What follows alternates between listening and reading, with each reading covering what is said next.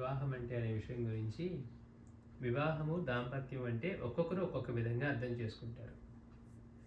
వివాహం అన్నా దాంపత్యం అన్నా ఒక్కొక్కరు ఒక్కొక్క విధంగా అర్థం చేసుకుంటారు. కానీ అసలైన అర్థం చేసుకున్న దంపతులు ఎంతమంది ఉంటారు?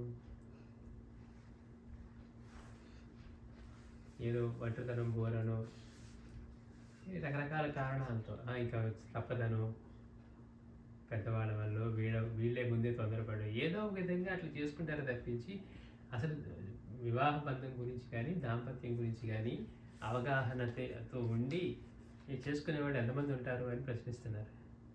దాంపత్య బంధం అనేది అంత తేలిగ్గా తీసుకునే ఒక పిల్లలాట కాదు. పవిత్రమైన దాంపత్య బంధం గురించి ఒకసారి స్వామివారు అన్నారట,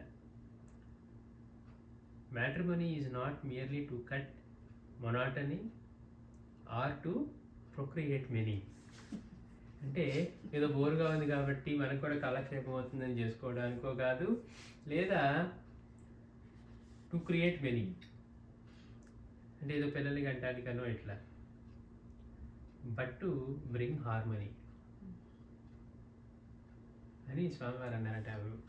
matrimony is not merely to cut monotony or to procreate many but to bring harmony.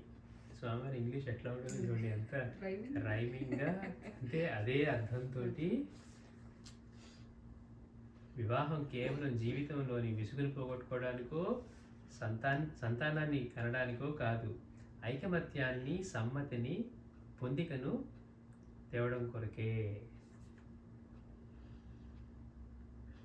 అని స్వామివారు బోధించారట.